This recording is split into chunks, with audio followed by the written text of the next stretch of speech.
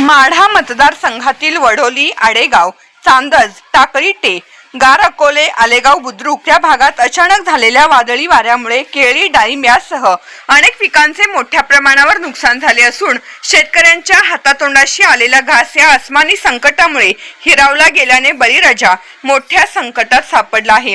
नुकसानग्रस्त शेतकरी बांधवांशी संवाद साधून त्यांना धीर देत नुकसान झालेल्या सर्व शेतकऱ्यांचे पंचनामे करून सरकारकडे त्वरित प्रस्ताव सादर करावेत अशा सूचना आमदार अभिजित पाटील यांनी प्रशासनाला दिल्या आहेत।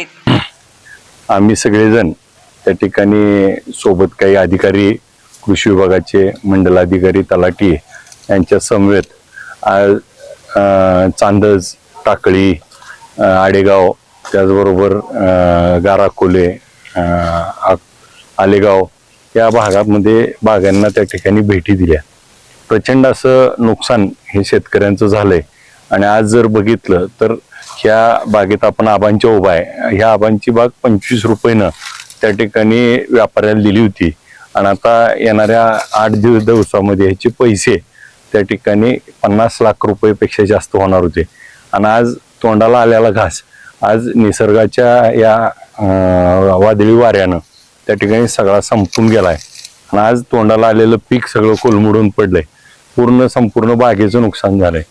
परंतु मला या निमित्तानं आज पंचनामे केले जातील, त्या ठिकाणी सरकारच्या NDRFच्या निकषानुसार पैसे मिळतील।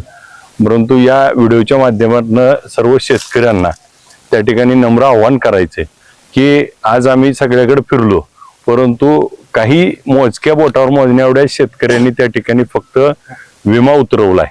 तर ती विमा जर आपण हेक्टरी 7,000 रुपये, त्या ठिकाणी एकराला 2800 रुपये असा विमा उतरला तर 3 लाख रुपयेपर्यंतचं नुकसान भरपाई आपल्याला त्या विमा कंपनीकडून मिळाली असती। परंतु दुर्दैवानं आज आपल्यात कोणीच विमा उतरवला नाही।